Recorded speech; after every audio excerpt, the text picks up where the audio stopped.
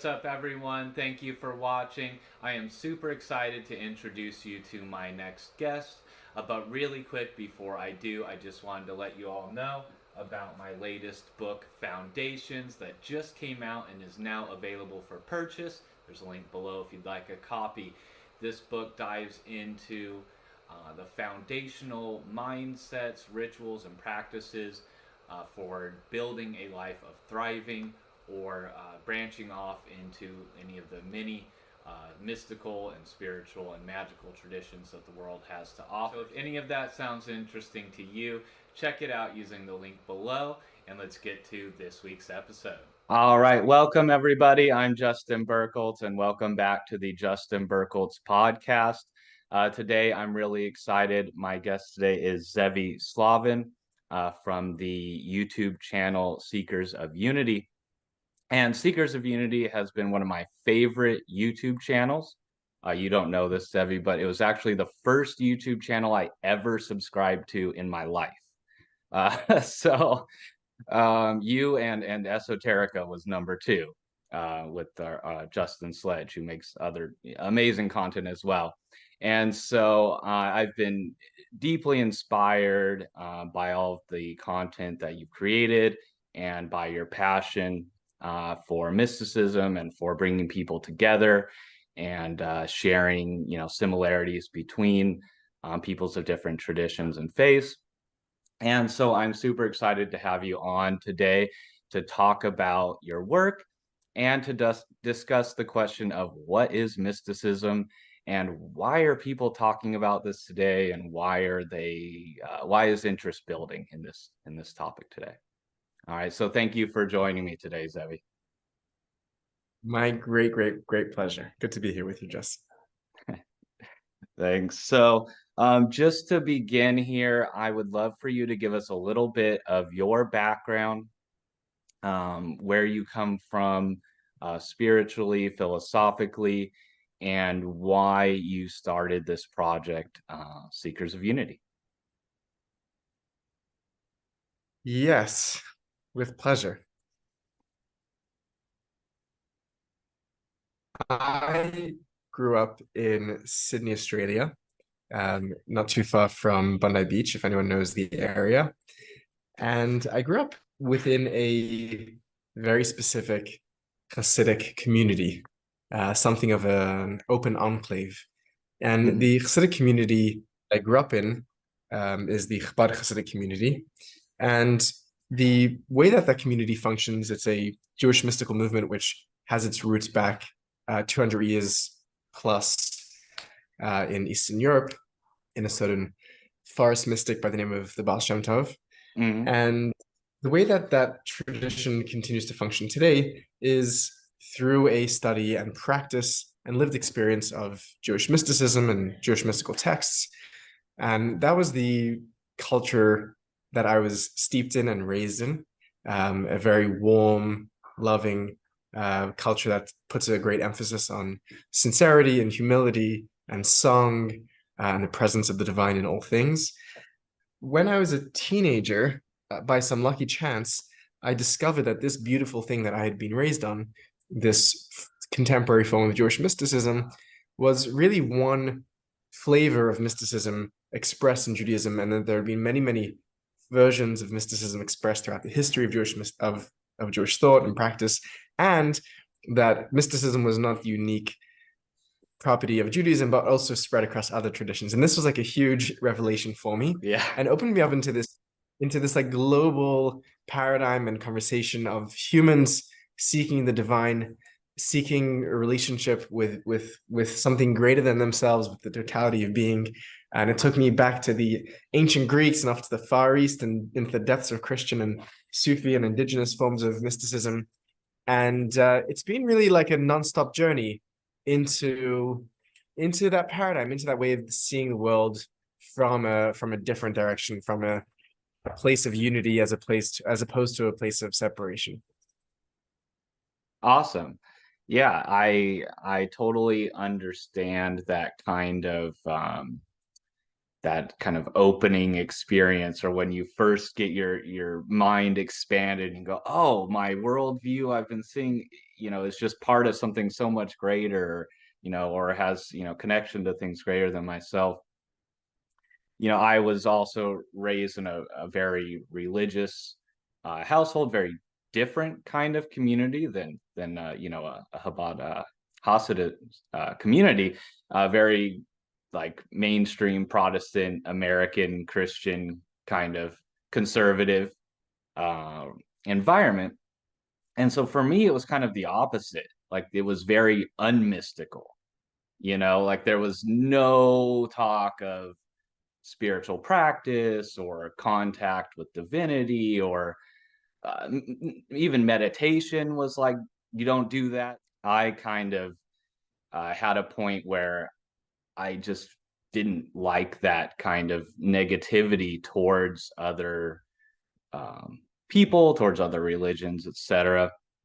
And I kind of had a falling away because of the specific side of Christianity that I had seen. And I thought that that was it. I thought that that was all of, Christianity, was what my perspective had been. And later in life, about 10 years later, after kind of going through an agnostic, like materialist scientist kind of phase, I had what people call a mystical experience. And at the time, I was like agnostic. Like you can't say anything about God or divinity. Like no one, I was very much on that train of thought. And so I had no idea what to make of this experience I had had. I didn't believe in God, and yet I had experienced something that the best way I could kind of describe it was like the presence of God, or something like that. And so I actually went to my local used bookstore, because I didn't have like a tradition to go to, or a spiritual teacher to go to, or anyone to talk to about this.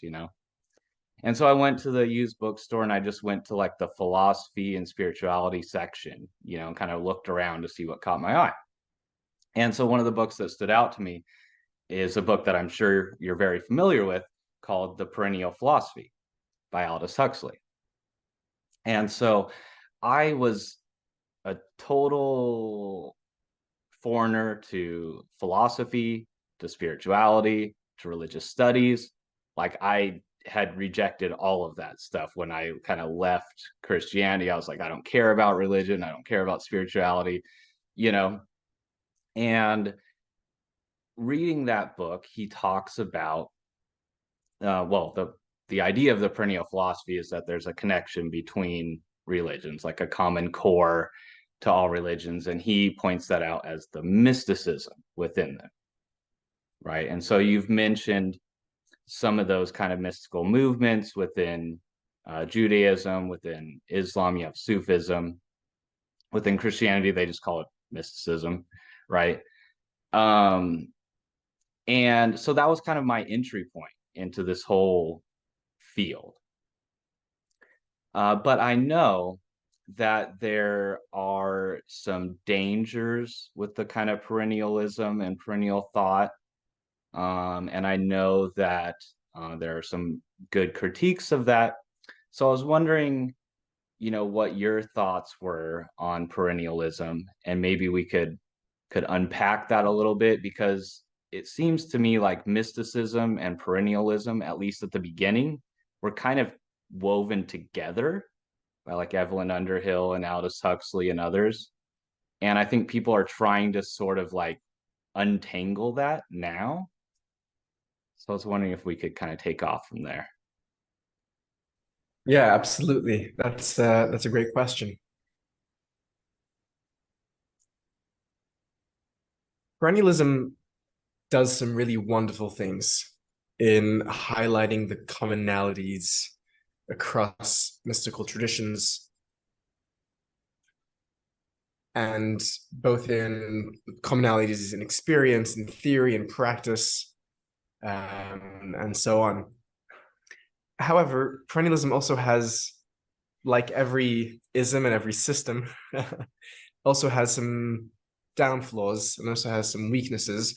And that is that sometimes when we try to highlight the common, we could do that at the expense of the different in the particular. And sometimes that's done by mistake, and sometimes it's done intentionally.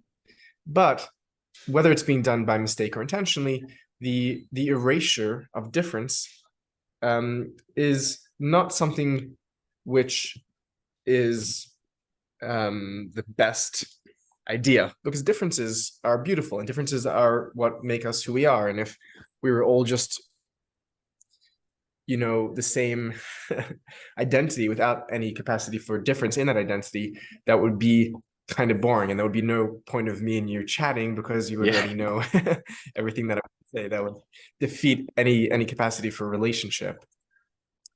So the necessity of this, ironically, is very crucial even to the life of the mystic, and this is certainly the case in the Abrahamic faiths. And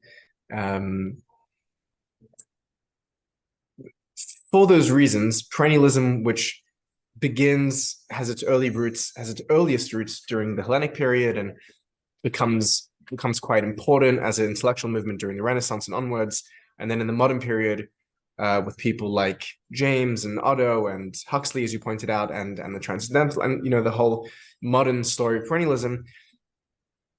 There's this sort of very intense growing of the necessity to see the commonality across mystical traditions, and I think in the moment that Huxley is writing, it's also following two devastating world wars. Yeah, and Huxley, and what we saw as a society where we placed a lot of hope in technology and philosophy and the Enlightenment, led to sort of bloodbaths beyond any capacity to comprehend.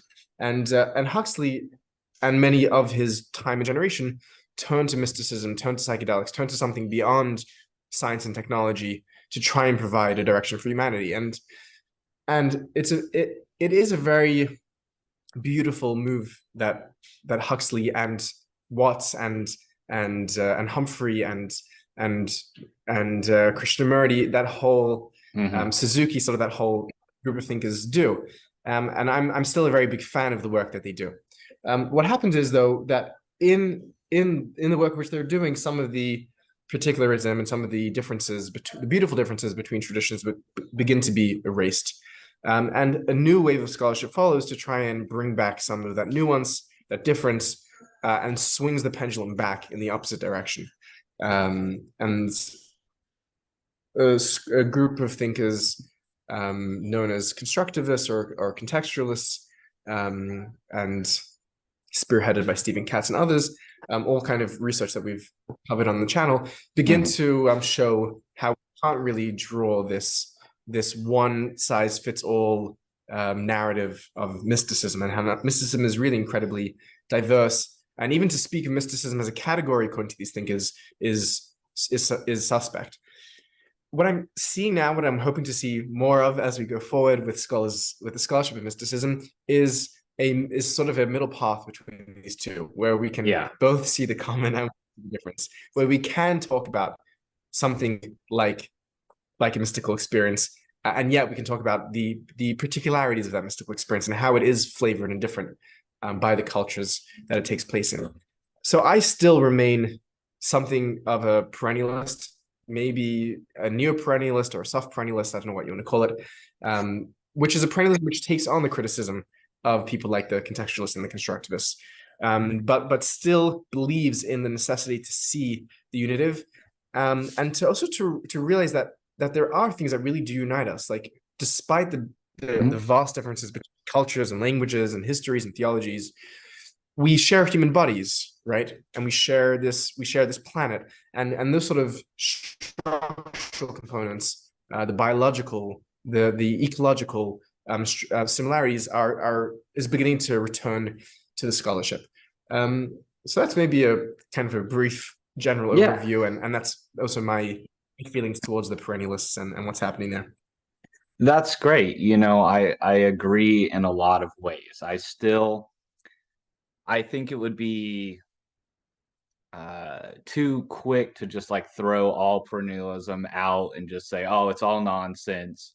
there's nothing there. I think there was definitely something that they were intuiting and something that they were picking up on, like you said, in the kind of collective where people were really yearning, especially in the mid 20th century, after all the war and bloodshed, people were yearning for something to bring people together across religious and ideological divides. And so they were searching for anything that could help bring people together. And I think that's a very worthwhile and beautiful pursuit. And I think that's what your channel, Seekers of Unity, is about, right? Um, talking about unity and oneness, that automatically kind of brings you to a sort of perennial philosophy realm, right? It's kind of in the realm of perennialism. But one of the things I've enjoyed most on my about 7-year journey now is really diving deeply into other forms of mysticism, which is like how I found you in the first place, is I wanted to learn about Kabbalah, which is a form of Jewish mysticism, from an insider. I had only read about Kabbalah from like English dudes, and it was like, okay, but they're translating it through a Christian lens and it's obviously Jewish. Like, I wanted to get to like where the root was.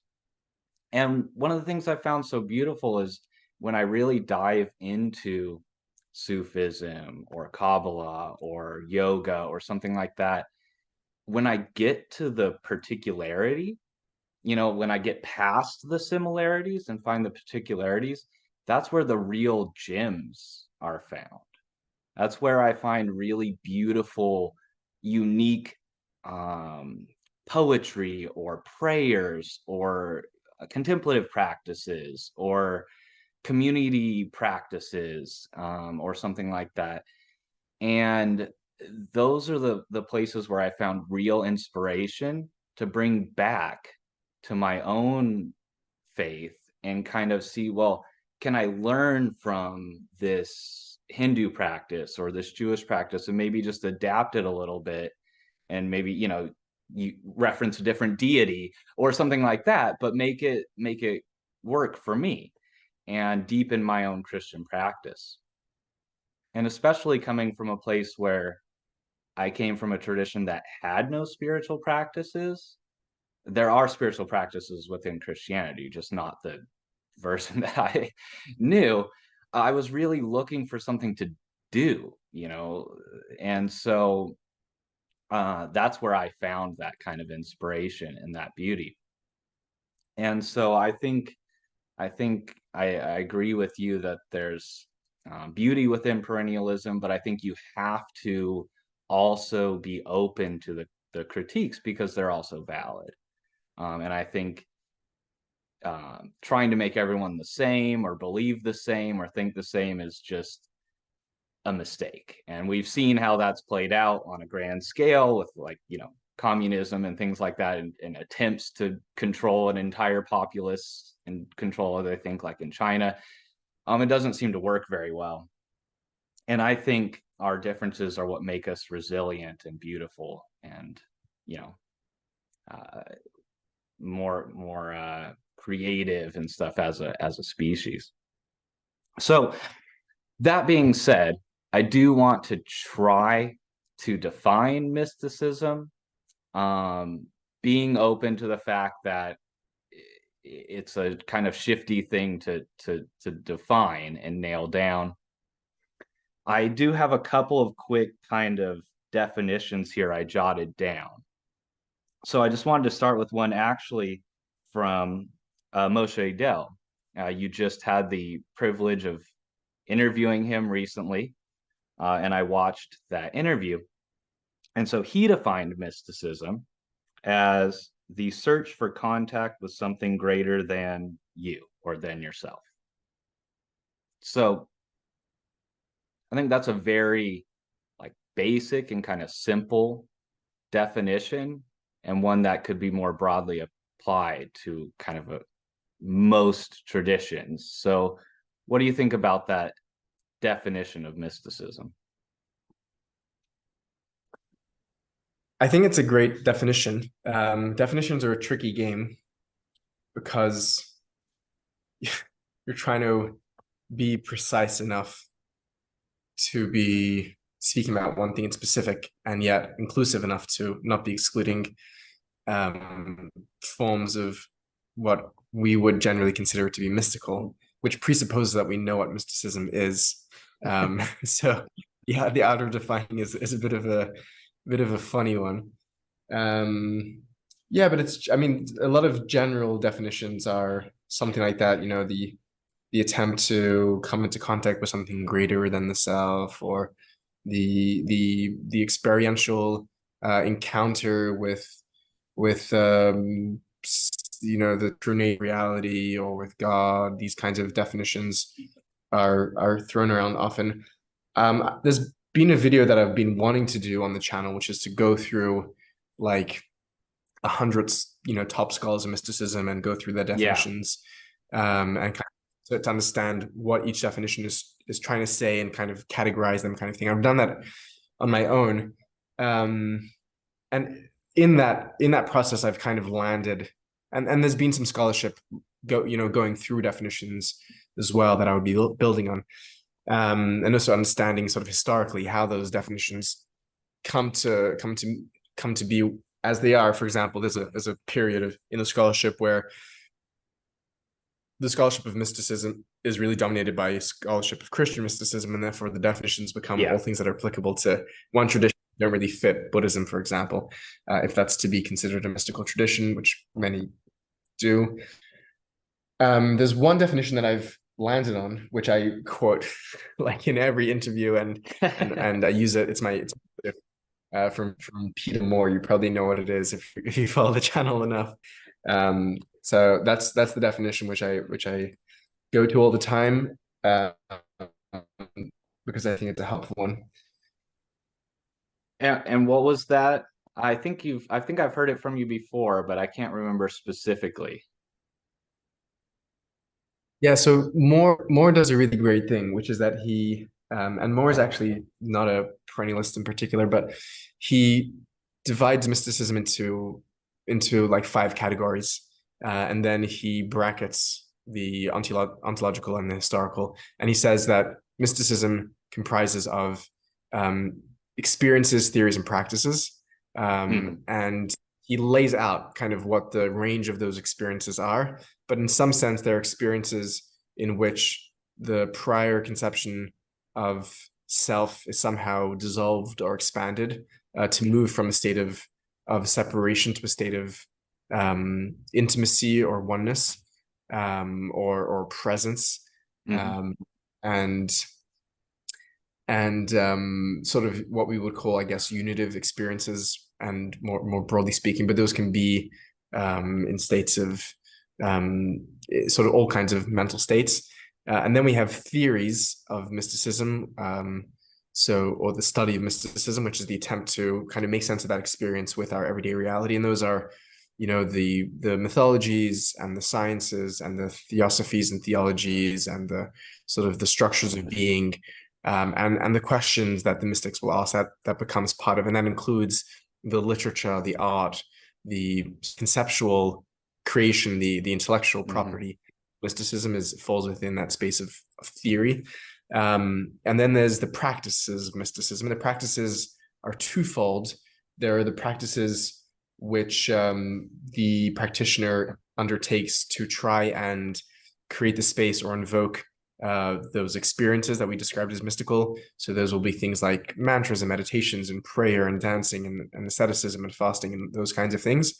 And then there are the practices which are the ethics.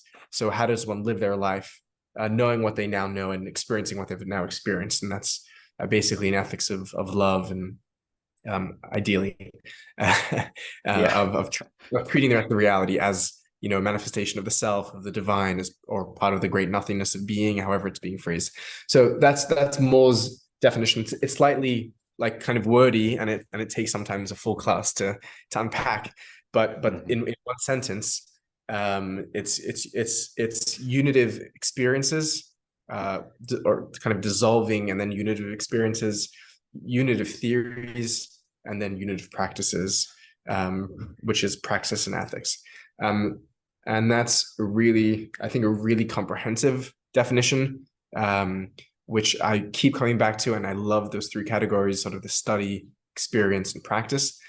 For a more like concise and poetic definition, which I think is really beautiful and spot on, I really love Evelyn Underhill's definition that you mentioned earlier, and I love quoting as well, which is that mysticism is the art of union with reality.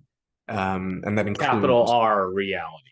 capital R reality Right? for Yeah. Anglo, Yeah. the Anglican scholar.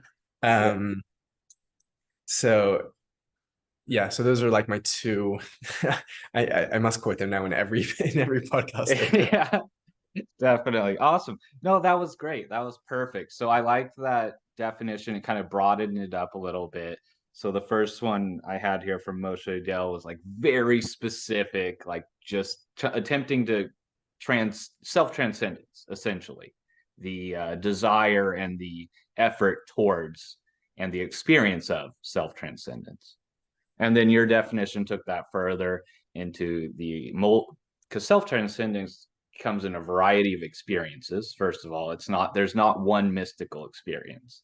I think that's one mistake people make, especially in the more perennialist camp, is that, oh, there's one kind of mystical experience. There's the Unio Mystica or whatever, and that's it. And it's the same for all people. And I know for a fact that's not the case at all. I know from my own experiences and from discussing with countless people that there's a lot of variety within just the kind of feelings and tones and stuff of and the symbols and imagery that come out in mystical experiences. And then from there, there's also a wide variety in the philosophical takeaways, the ways that people interpret those experiences and try and communicate them, the theories and the philosophies. And there's also a huge variety in the practices. The actual ecstatic techniques, like you were mentioning, like prayer, mantra, the Sufi techniques of chanting and singing and whirling, and they have all kinds of awesome techniques in Sufism for this stuff. Well, and in yoga as well. And even some Jewish mystics like Abulafia have made some really interesting practical techniques, right? But they vary a lot. And one of the things I really liked that you pointed out is that, the real mystics, the ones who we look back on as like saints and sages and really profound and beautiful people, they didn't just focus on those ecstatic practices. They had a whole separate set of practices for cultivating ethics. So I'm really glad that you brought that up, because a lot of people seem to like ignore that or just not want to mention that. I think people, a lot of people don't want to cultivate a sense of ethics. They want to just live their life and seek experiences. But I think you're really missing out, and you're not going to have the full kind of experience, the transformative experience that mysticism can offer if you leave out that part of ethics. I don't think it can really have the inner transformative effect that it should have on a person if you're not cultivating that sense of ethics. So I think that's something that's really important. And it was one of the things that surprised me when I started reaching out to like Sufi orders and other Christian mystical orders and stuff like that, is that one of the first things they send you is a code of ethics. Like for every single one, they're like, okay, if you're interested in joining our organization, here's our code of ethics. You have to agree to abide by this. That was like entry level. And I think that's really awesome. And I think that's something that, in the 20th century, when there was all this kind of influx from the East into, America and into Europe with like Buddhism and Hinduism and psychedelics and stuff, I think a lot of those people, like the gurus and the people who ended up going down a dark path, it was because they separated ethics from mystical experiences. And I think that's extremely dangerous.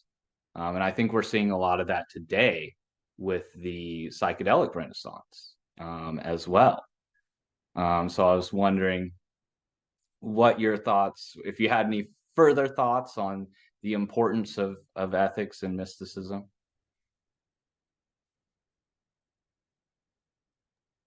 Yeah, absolutely. It's a worthwhile topic to talk about. In many ways, the ethics of mysticism are both a prerequisite to the mystical path, and that's illustrated beautifully by the anecdote you shared of receiving a list of ethical requirements to agree to before joining a practice. That's really awesome. And they're a prerequisite because they clear us out and they create the internal space necessary to engage on that work, and help us break away from the illusions that we have of the inflated separate ego, help us move away from our own alienations, and that's really important work as a prerequisite to the mystical journey, and that continues through the path. But in some ways, and maybe more intrinsically and more essentially, because you can stumble upon the mystical even without preparing. That happens to people. In some ways, that was me. Yeah, absolutely. In some ways, the outcome of mysticism requires the ethics, and it requires them both from a place of logical necessity and just from a place of moral and existential necessity, where if one truly experiences, in the variety of experiences that it can come to a person, that reality is somehow not this separate bunch of entities that are just doing their own thing and are bouncing around and are in competition for resources, but really there's a deep underlying pattern of interconnectedness and interbeing, and a unity that unites that.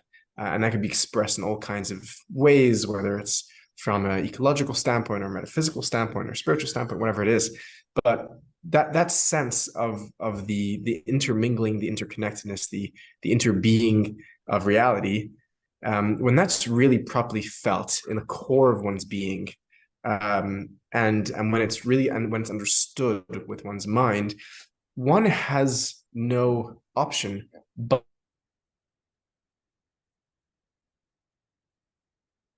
or respect, dignity, and love that one would want to treat themselves, because they realize that there's nothing which isn't part of that self being, and therefore the mystical imperative that emerges from the experience and theories of mysticism into the ethics, is an unavoidable and natural consequence, and it's the culmination of mysticism. And in some sense, when that is lacking, there's very good reason to question of like what happened here, what's gone wrong. Now, mysticism and ethics becomes a bit of a tricky subject in philosophy and philosophy of ethics, because for the mystic who repudiates any sorts of separation and duality, the duality of good and evil also has to be brought into question. The mystics very often do that, and they're constructing a version of ethics which I think is love centric and identity centric, as opposed to good and evil centric, right and wrong. And that's very, very famous poems from many mystics of that state of being, which is not, and people mistake that to believe that the mystic has no ethic. They do. They just don't have the ethic that that regular ethicists may have. And I mean, there are many versions of ethics that have been proposed throughout the ages. You have, utilitarian and deontological and Kantian and this and that. And this is just another version of ethics, which I think is a very compelling one, and one which I think there's a good philosophical case which stands behind it. In my mind, the prophets of the Hebrew Bible really exemplify this, where the prophet is someone who has, let's say, an encounter or hears the voice of God, And in that encounter, they see, you know, behind the veil of reality, and they see the unity of being, and therefore what they come and they return to the people. They don't return as some of the ancient Greek prophets come with metaphysics. They return instead with an ethical demand, and they say, guys, you can't be abusing the widow, the stranger, the orphan. You can't be taking advantage of the weak and the needy. It just doesn't make any sense. You just can't do that, because it's really it's the divine that you're abusing. It's really yourself, and they see the body of humanity, and they see that body stabbing itself in the arm because one side doesn't realize that it's part of the other side.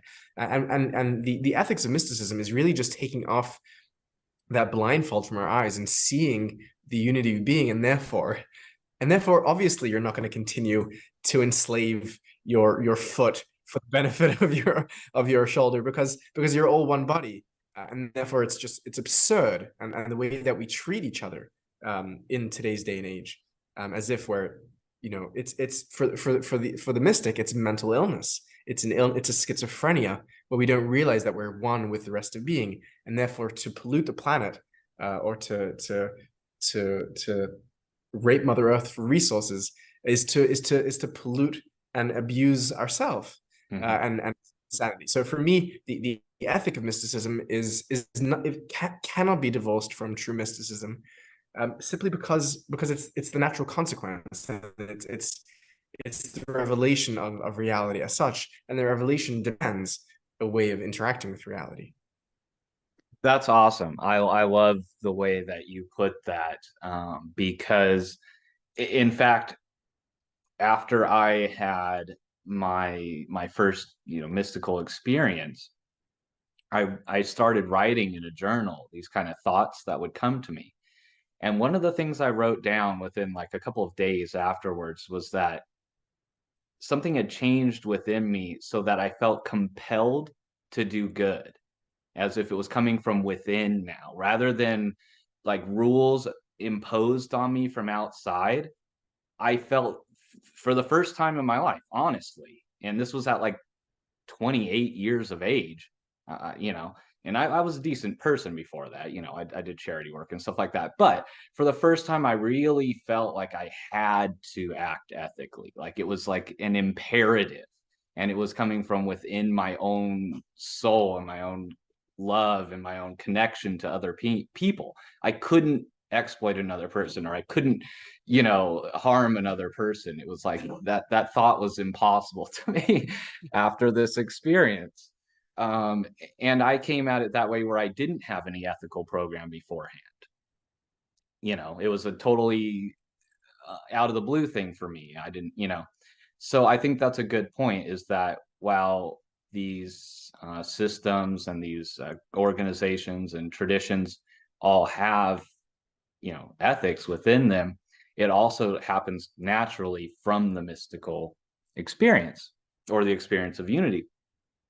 And I think this is also a good way to illustrate why there's interest in mysticism now, why there's interest in psychedelics now, because I think it's the same hope that people share, that when people have this experience of unity, they'll be compelled to act better towards the earth, towards animals, towards other human beings.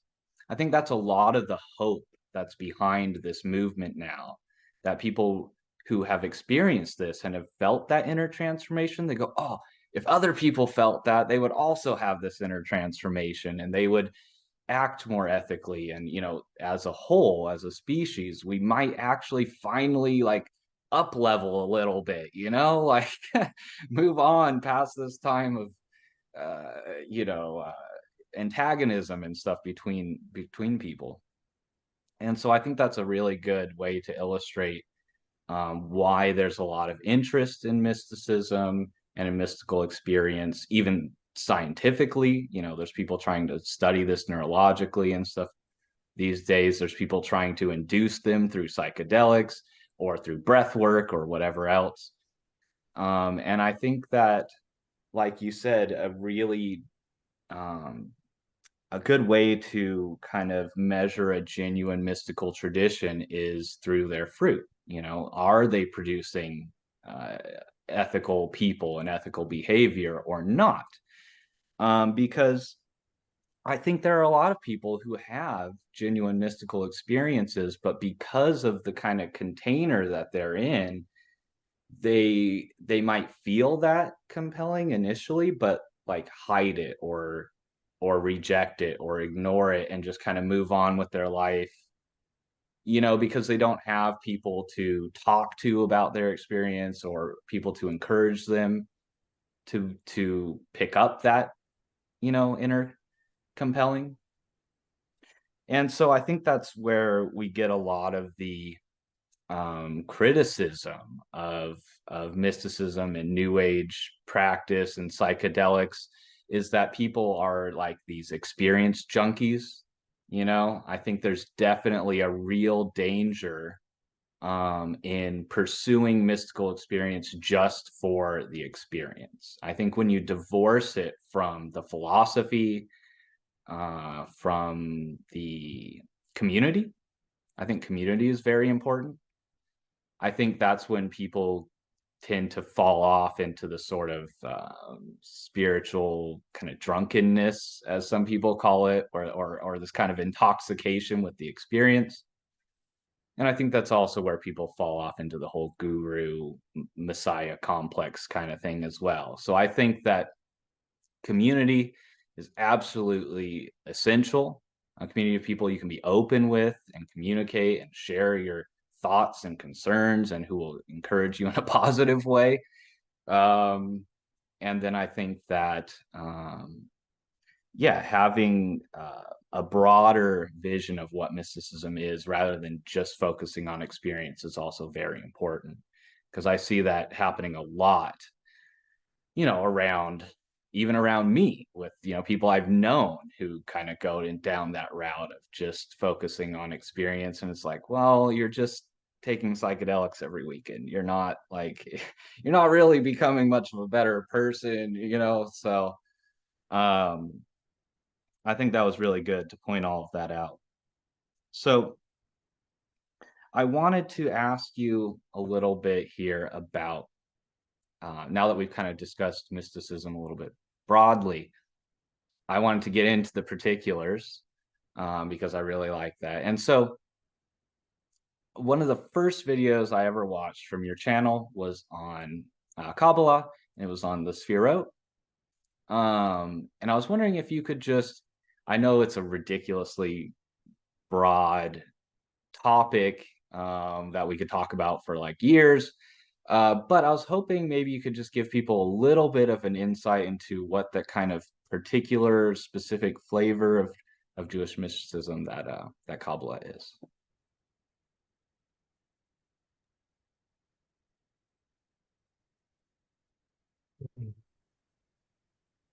Sure. Jewish mysticism is rooted firstly in the texts and experiences and practices that emerge from the Jewish canon, beginning with the Bible, the Tanakh, the Hebrew Bible, and then continuing on in the literature of the Second Temple period, the where there's a flourishing of mystical texts, and in some sense, what's unique about the mystical tradition is the cultural situatedness from which it emerges, and Jewish mysticism emerging from the individuals who are experiencing the continuation of the prophetic tradition, and continuing to unpack and grapple with those texts, is really where that tradition emerges from and takes its unique shape and flavor. There are many forms of Jewish mysticism that have been identified by historians and scholars, beginning with the modern study of Jewish mysticism with the German scholars of the Wissenschaft school, down to Gershon Shalom, who put it on a proper academic grounding, and his scholars and the scholars that have continued after him. And they have identified forms of Jewish mysticism which predate Kabbalah proper, as the historians identify, beginning in the late 12th century in southern Spain and northern France. Sorry, not northern Spain and southern France. When we speak of Kabbalah, we have to take into consideration that Kabbalah, as used academically as a late 12th, early 13th century phenomena, while traditionally used more broadly to encompass forms of Jewish mysticism which precede what historians would refer to as Kabbalah, and that includes things like the authors and the schools and the practices that are emerging from the book of the Bahir, Sefer Bahir, the Sefer Yetzirah, from the Safra HaHechalot, the Hechalot literature, from the practitioners of the Merkava, mysticism, that continues. So these are all forms of Jewish mysticism which, for the historian, predate Kabbalah, as well as things like Chassidut Ashkenaz, the German pietists, the Egyptian pietists, the Hasidim Mitzrayim, the son of Maimonides. So there are many, many sort of streams of Jewish mysticism and Jewish mystical philosophy, like the famous and important Jewish Neoplatonists, Isaac Israeli, Ibn Gabriel, the Kuzari. These are all sort of things that are being woven into the Kabbalistic system. At the heart of the Kabbalistic system is a tenfold structure, which Justin, you referred to, the Sfirot. The Sfirot thing here that shows the. I've been admiring behind you. Yeah. It's the practice. It has the Hebrew alphabet and all the correspondences and stuff. Yeah, my little cheat sheet. You'll have to send me a picture, a copy of that later, so I can. Yeah, I can email it to you. Yeah. The Sfirot, as we began to say earlier, that within mysticism there's experience, theory, and practice. The Sfirot are part of the theoretical construct of Kabbalah, and they're also used in the practice. Their meditations based on the Sfirot, and their experiences where people will experience being or participating in the Sephardic structure. Even very famously, Carl Jung experienced himself as participating in the Heiros Gamos, the sacred marriage within the Sepharot. But primarily, the Sepharot are part of the theoretical construct of the Kabbalists, and the Sepharot are basically functioning to attempt to answer one very, very, very basic fundamental question that faces any philosophically minded mystic, which is that if we believe that reality, capital R, God, is fundamentally one and unified, the world that we experience on the daily seems to be made up of multiplicity. It seems to be transient. It seems to be finite. It seems to be broken and flawed in all kinds of ways. How does reality, how does God, that is one, that is infinite, that is perfect, that is unchanging, interact with the world that, as we know, which is the world of the many, the broken, the fallen, the transient, the imperfect? And this is a question which is dealt with by people like Parmenides and Plotinus and Nagarjuna and Lao Tzu. This is like really the most basic question, the question of the one and the many, as it's articulated and phrased by the Neoplatonists. The Kabbalists answer this question. They talk about states in which God manifests. There is God as God is. There's reality as reality is in its essential form, in its source, which is infinite, which is unchanging, which is literally the Ein Sof, that which has no limit, that which has no end. It is the Ayin, it is the great nothingness. It is the essence. Different names of the Kabbalists refer to that state of reality. And then there is God and reality as it manifests in the particularity and in the straits of time and space and separation that we exist in. And that is God as manifest, the world as manifest through this Sfirot. And the Sfirot are 10 from Keter to Malchut, which then loop back again to Keter and repeat 4 times, and a 5th primordial time, which give us, I can see on the side, you have 4 Sefirot, which are overlapped, corresponding to the 4 letters of the name of God. And the Sefirot as well for the Kabbalists, and very importantly for the next major school of Jewish mysticism, which follows as a brainchild of the Kabbalists, the school which I was born into, the Hasidic mystics. The Sefirot are also a representation of the human, both the human body and the human psyche. An idea which we find in the Kabbalists becomes very, very important for the Hasidic masters, and therefore for Jewish mysticism, for the Kabbalists and onwards, the Sefirot become a map of reality, the building blocks of the world that we live in, a map of the human body and psyche, the mind body of the human, and also the mind body of God, the psyche of the divine as expressed in God's multiplicity. And they become a very, very powerful map and technique to structure reality. And the Sefirot become incredibly complex and ornate, and the 10 become multiplied by each other. Particularly the 7 lowest Sefirot become 49, 7 times 7. The paths between the Sefirot, the Sefirot become multiplied in left and right and center. It becomes a very, very robust with thousands and thousands of pages to how the Sefirot function and why they function, and how they unite. And the role of the Kabbalist, essentially, in all of their practice, is to reunite the Sefirot, is to reunite the masculine and feminine, the left and right, is to reunite the upper and lower until the Sefirot are whole again.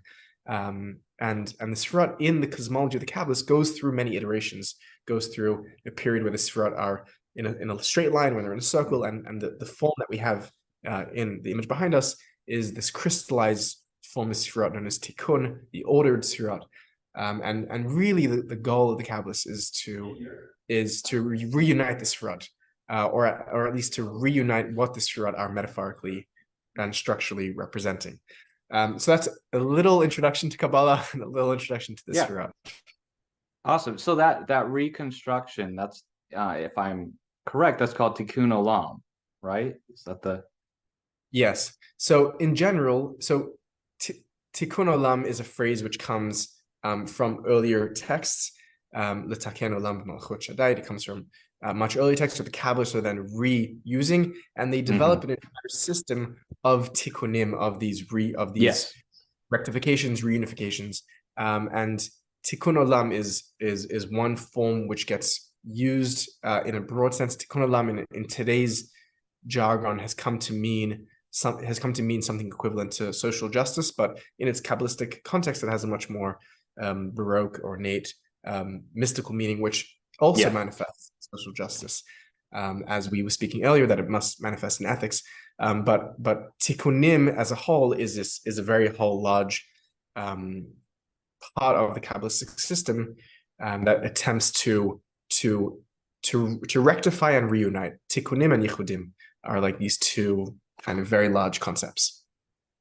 Yeah, and so one of the things I really love about the Kabbalistic kind of mythology, especially with the including like Isaac Luria's innovations, is that it puts us as a co-participant in the creation and the kind of act of completion of the universe, of God even itself. And I think that's kind of radical for a lot of people to think about today. I don't think that's a way that a lot of, especially Christians, they don't think about the world that way. That they think about it as very like determinist, and God created it and we don't have any real say in the way that the world plays out. But I don't like that. That seems very I don't know, like a claustrophobic kind of philosophy to me. Like I really like this idea that we're co-creators, co-participants, that we actually play some real role in the spiritual progress of God and of our universe. And it's one of the things that really spoke to me about or within Kabbalah. One of the interesting things for me is I kind of mentioned this earlier, is the way that I came to learn about Kabbalah was through like the Hermetic Christian, like very modern versions of it. So I don't know if you're familiar with the Hermetic Order of the Golden Dawn. It's like a 19th century esoteric magical order. That was my entry point into Kabbalah, and I was like, "What are these guys talking about?" Like, he's just like, "Here's all this thing. Here's this map. Here's all these Hebrew letters," and they just had like tables that were all in Hebrew. And I'm going, what? I don't understand this at all. So I had to like start learning Hebrew and like getting into it. And it's fascinating because they place magical power in each of the Hebrew letters, and there's the numerology, the gematria associated with the letters as well. And they can so what they did is they kind of devised a way to read a certain text at like 4 or 5 different levels, right? Or depths. So I forget what exactly those were. I was wondering if you could remind me of those. I'm sure you know what I'm talking about here. Oh, you're muted. Thank you.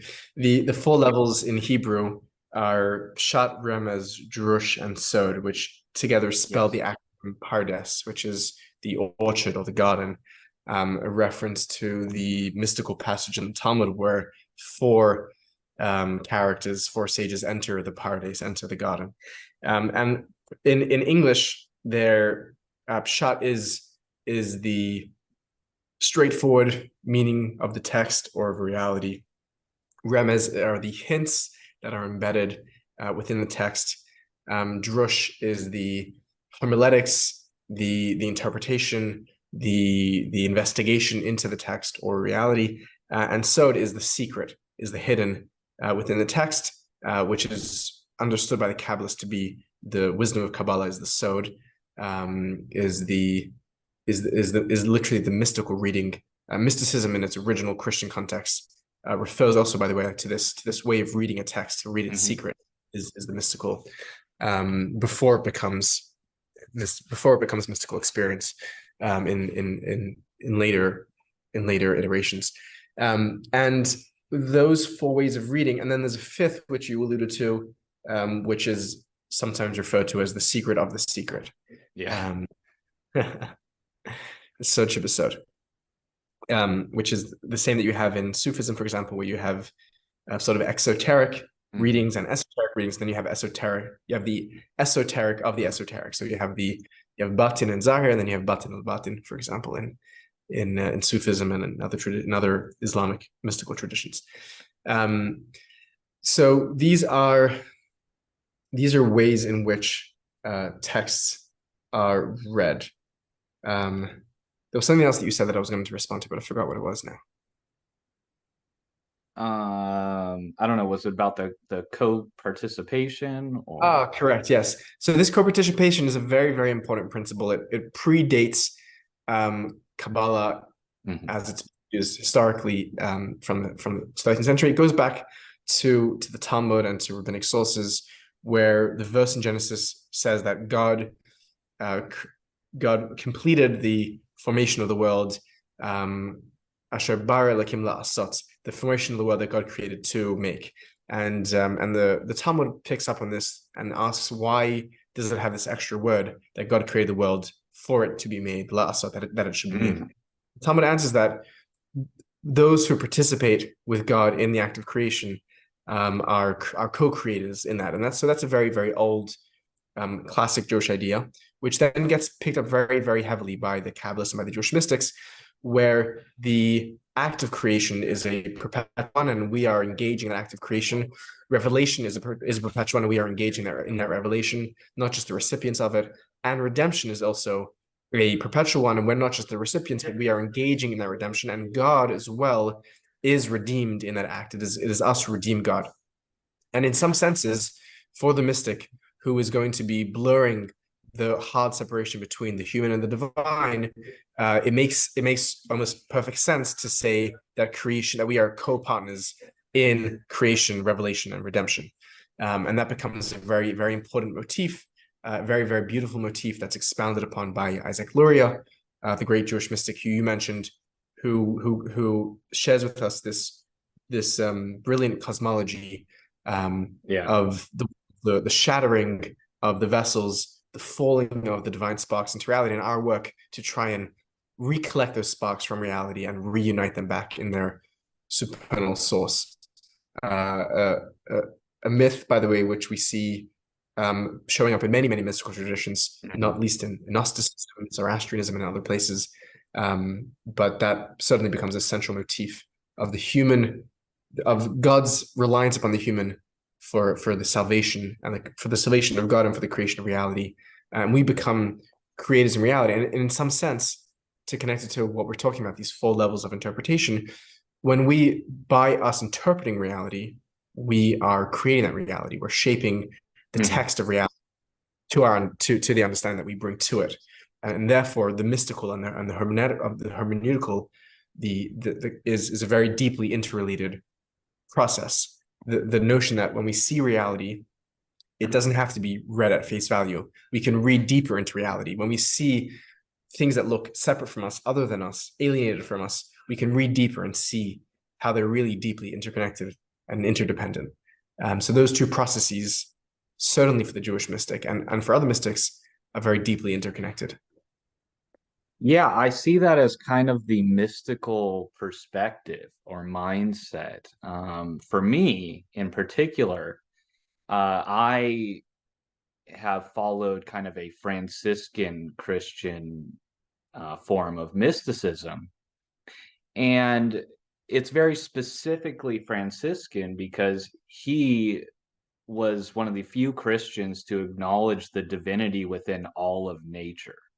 Especially at the time that he lived, 13th century or whatever, Christians were like, nature's evil and there's beasts and everyone's barbarians outside, and Francis was like, no, it's all God, it's all divinity. He saw divinity in the birds and preached to them, and in the flowers and so on. And I saw that as a very unique form of Christian mysticism for sure.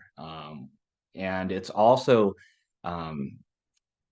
similar to the Kabbalist view, where the divine sparks are within all of creation, right? And so there's nothing that is completely separated from divinity, if I understand correctly.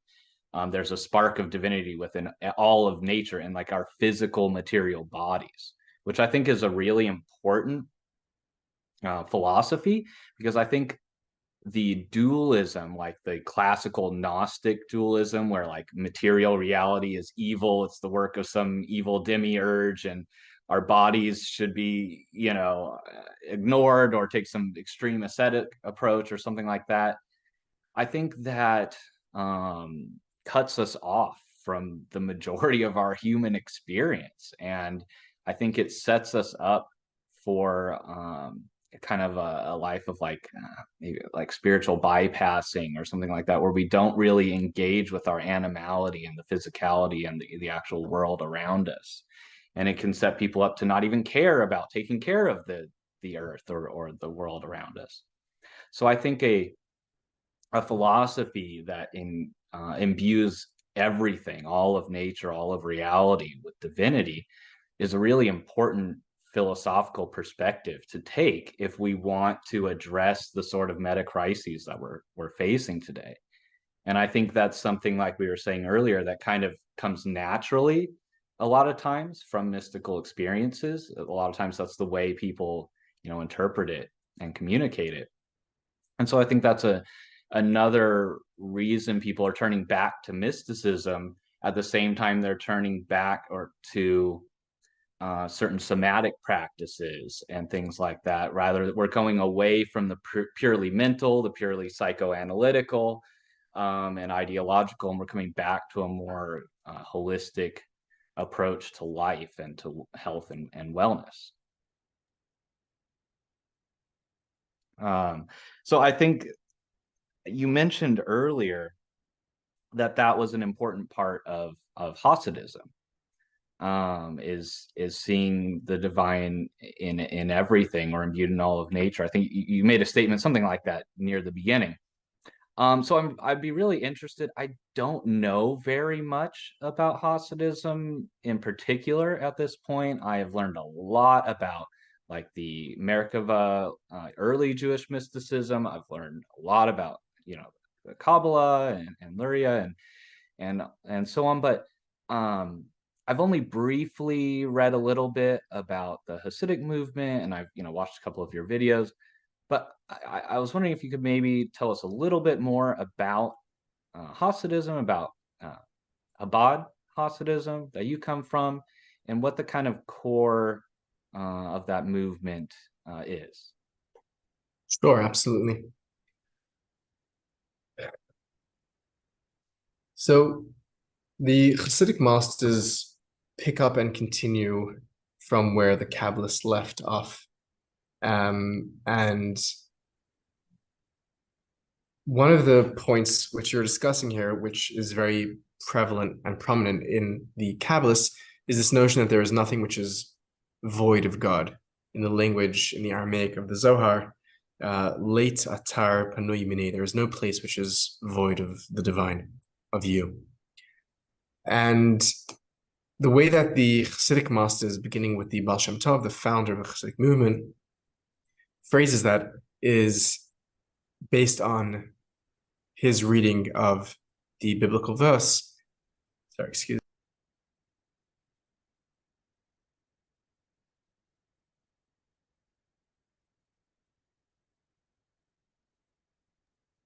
My apologies. The verse in Deuteronomy reads, and you shall know this day, and you shall place it upon your heart, that the Lord is God on heaven and earth, and there is none other than God. And in the biblical context, as best as we can ascertain, the end of that verse, Ein od milvado, there is none but He, literally none but God, means that there are no other gods besides for God, which is a theological shift from what some form of polytheism or henotheism towards the directions of monotheism. The way that the Hasidic thinkers in the Kabbalists read that is not just that there are no other gods but God, but there is nothing at all besides for God, which means that there is nothing which is not God, which means everything is God. And that's a really core principle. And if that's the case, that means that everything we encounter in every moment and every experience, every person, every thought, every feeling, every word, every leaf that falls off a tree is an expression of divinity. And that becomes an incredibly core metaphysical principle for the Hasidic thinkers. And it leads them to develop a very rich practice of dveikut. Dveikut is a bit of a tricky word to translate into English. It comes from the Hebrew source Daled Vav Kuf, which is to cleave, to bond. In modern Hebrew, it means to be glued, to stick to something, some sense of intimacy. And there's also a sexual connotation there, the way that the term is used in the Bible. Where if we believe that everything is truly the divine and expressions of the divine, then we can be living in a state of being where we are experiencing that intimacy with being with God, that state of dveikut, as it is taught by the Baal Shem Tov. And part of that is that we can begin to practice our lives and our Jewish practice from a state of hitzlaavot, from a state of enthusiasm, which literally means from a state of being imbued with the divine in the Greek etymology of the word. And this begins a very, very powerful movement, which is a shift away from the direction that Eastern European Jewry was taking, which was towards a form of scholastic elitism that in order to be valued within the community, to be a scholar, where there was like a very high premium on cerebral knowledge, and it was becoming very morose and morbid. It was a time of great suffering for Jews. There was a great massacre, which had been which has been brought upon the people. And the Baal Shem Tov comes into this very kind of sad moment in Jewish history, where people are kind of getting very stuck in their heads, and they're neglecting what's important in spiritual service and what has been running through the Kabbalists. And he takes this Kabbalistic system, and he really brings it out to the masses in an incredible way. And what he does is he places at the center this requirement for a deep pious humility, for what he calls shiflut, for an enthusiasm, for the passion, for the love of Torah, of Judaism, and of the practice. He returns to classic principles such as mitzvah gedola liot b'simcha tamid. That is a great precept to be happy, to be joyous at all times, and ultimately leading to this to this place of unity, of intimacy with the divine.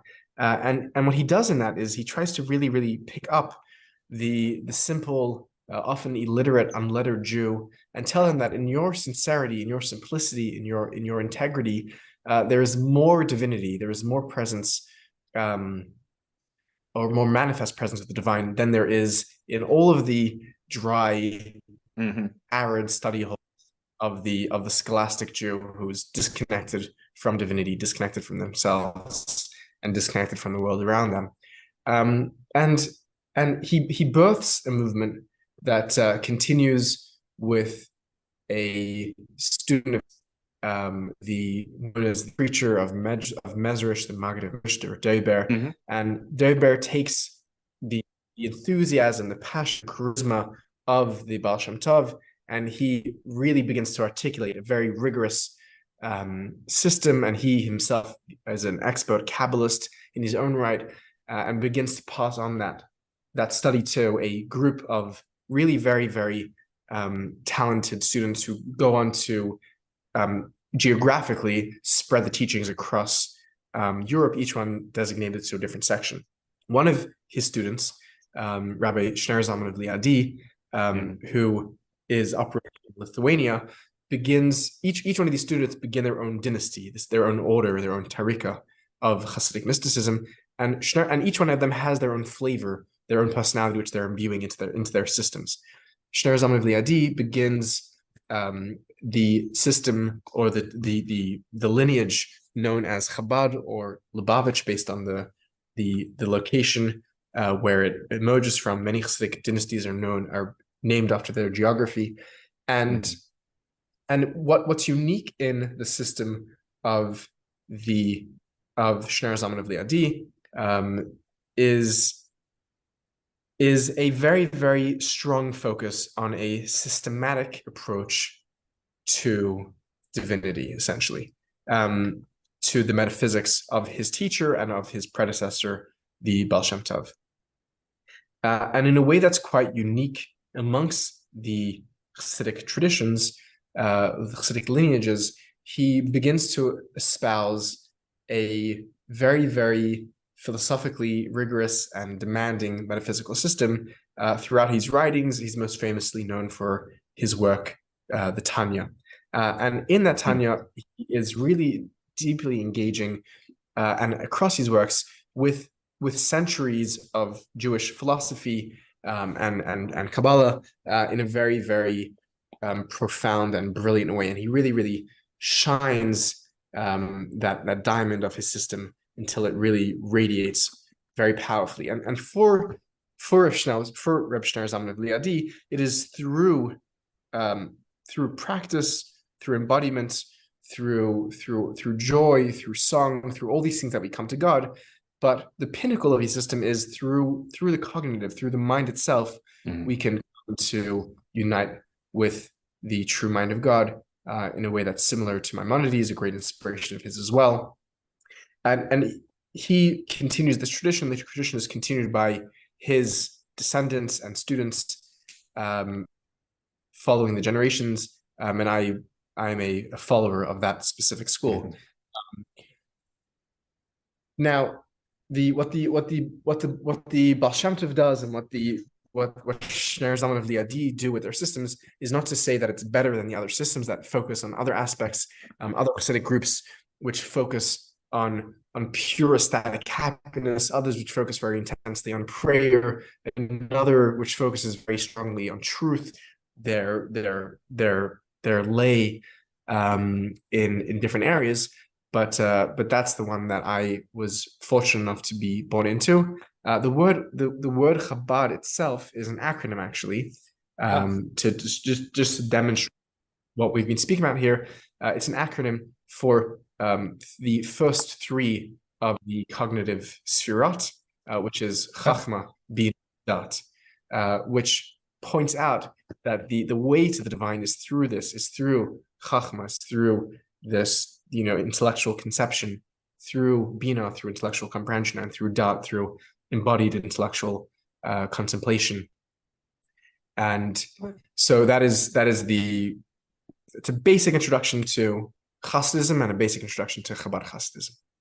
Awesome. Thank you. I definitely learned some there. And, I have read a couple of books that kind of just like went over Jewish mysticism, like broadly. Actually, one of them, I think you recommended, I think it might have been a Moshe Dell book, either that or Gershom Scholem, I forget. And it had a couple of stories from the Baal Shem Tov's life that it recounted, and they're pretty fantastical stories. He seems like he was a very magical, powerful, charismatic kind of founder figure. I see a lot of similarities between him and between St. Francis and their movements.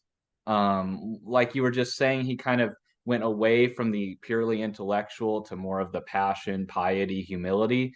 And I mean, that was the exact same move that Francis did. He didn't even read books. He literally was focused on people's personal relationship with the divine, their service to others, their humility, their poverty, their piety. And that was a radical shift in Christianity. And it was a very effective and lasting. I mean, the Franciscan order is the biggest Christian like monastic order that exists in the world to this day. It's been going around for 800 years now. And I see a kind of similar thing happening, I think, with Hasidism. It seems like it was a kind of similar deviation from what was going on at the time, and it's been similarly effective and powerful and lasting. It's been, like you said, about 200 years or so, 250 maybe, since it started, right? So I think both of those movements are kind of precursors before their time for what's happening now, or maybe we're coming back around in some long cycle of human history or something where we went towards the cerebral and mental and we're coming back around now. I'm really wondering if one or both of those movements will pick up again, or if we'll see something new. Will we see a new St. Francis or Baal Shem Tov or someone emerge in this environment that we're in? I'm really I feel like we're ripe for that. If there was such a figure to come around today, I think they could start a really powerful movement.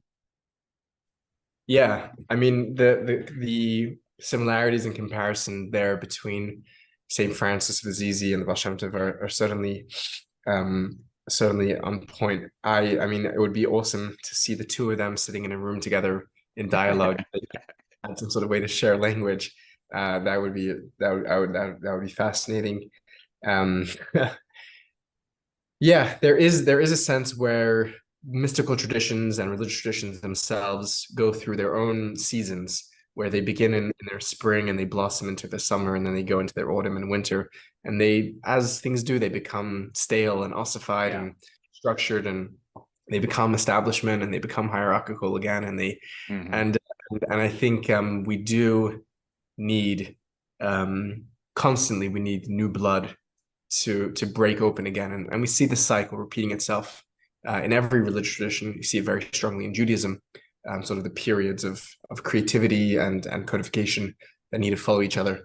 And I think we're ripe for not just one Baal Shem Tov or Saint Yeah. Francis, but Yeah. for many, many, because I think part of the modern moment is the power of decentralization. Yeah. And the power that each one of us has to step into our own power and our own voices and our own love and spread that message forth and become to lead our own internal movements. And those movements will, positively, God willing, affect the people around us and the people around them and the people around them. We sure as hell need it. Yeah.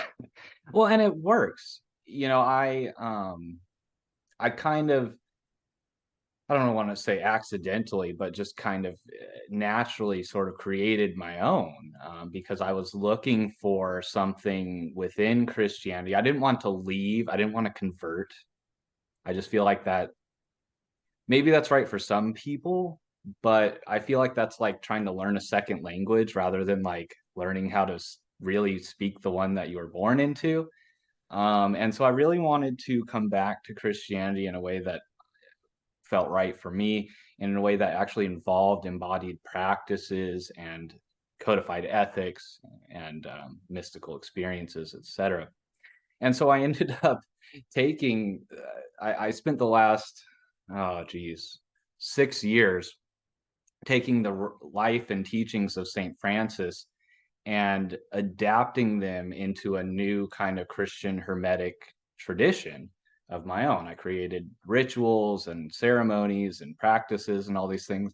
And then it's sort of just like growing where people are like, hey, what are you doing? What's that about? And then they're like, oh, you should start a blog where you share these things. And so I'm like, okay, I have no idea how to do that. I don't know how to make a website. I don't know anything about this. I just make rituals and do them myself. But it's like, okay, I'll learn. And so I learned, I created my blog and I started sharing the practices, and other people picked them up. And then I'd have people come over and they would just contact me, hey, it's a new moon. You guys do new moon celebrations and rituals, right? It's like, yeah, come on over and join us. And then, people are it's like slowly building itself out from just me and my partner originally.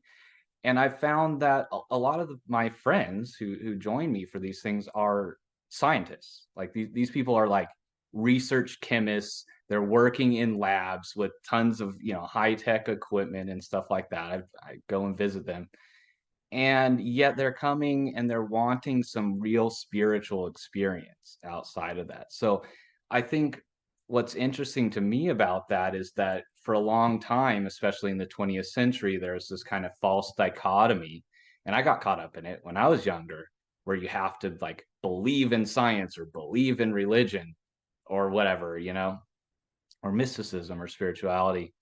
And there was this false dichotomy between the two. And I think what we're seeing now is the kind of reintegration of, or the start of a communication between those two spheres, with like the scientific studies of mystical experiences and studies on meditators and stuff like that, and on the behavioral changes that come from these type of experiences and all that kind of stuff.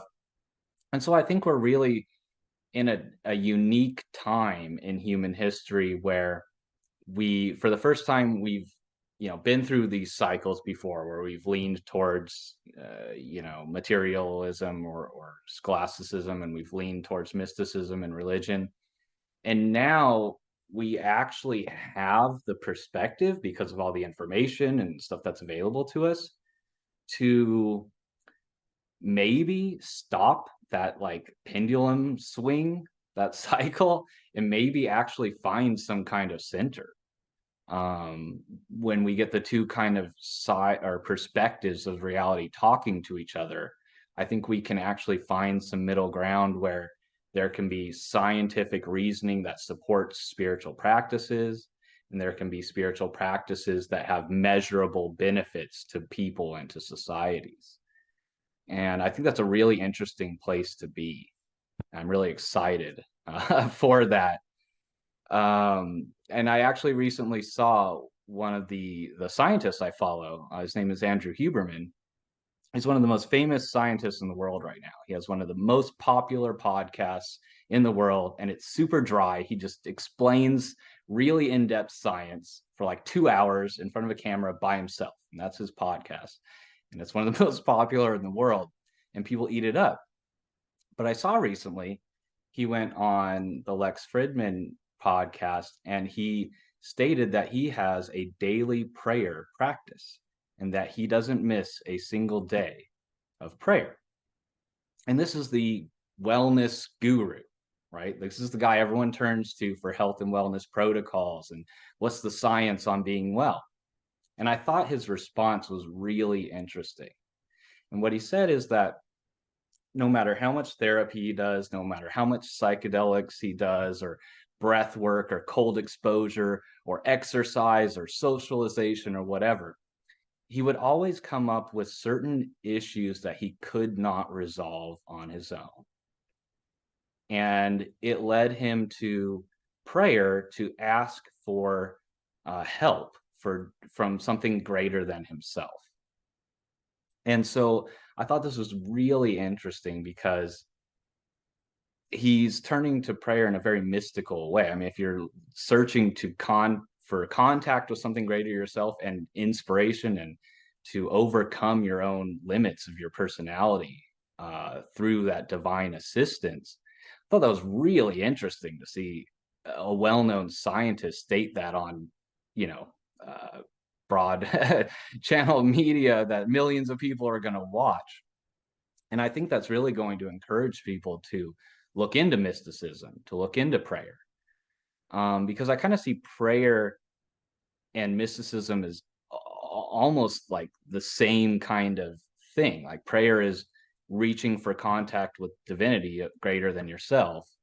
And that's basically how Moshe Dale defined mysticism as well, right? So I think that that influence and this kind of openness of people, even within the scientific community, to begin embracing things like prayer and spiritual practices is a really positive sign for me, that there's something new going on now in humanity that hasn't happened before, hasn't been able to happen before, I guess.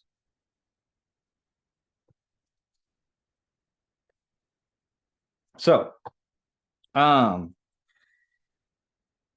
anyways, I think we've covered most of what I wanted to talk about here. I really appreciated your input and your time here today. Before we go, I definitely want you to let people know where to find you, and what kind of stuff you're doing right now on Seekers. Yeah.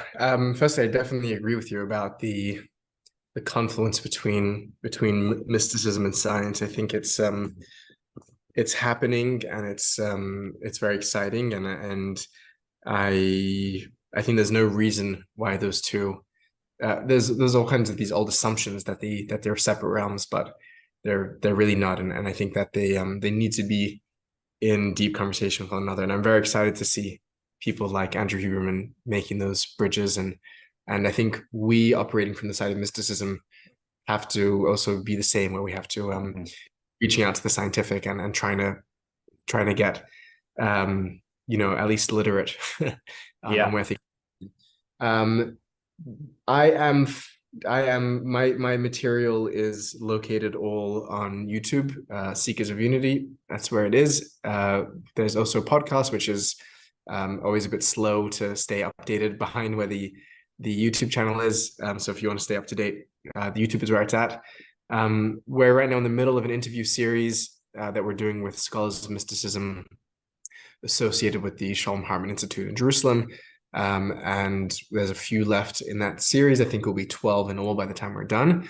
And that's been a lot of fun to produce. Following that, we're going to be doing a short mini series on the pantheism controversy that ravaged the post-Enlightenment philosophy, German idealism. We're going to be looking at Spinoza, Kant, and Hegel again, and that's with a guest contributor, Dylan Scholl, who presented earlier on the channel on Hegel, and people very much liked him, so he's back. He's Cool. back again.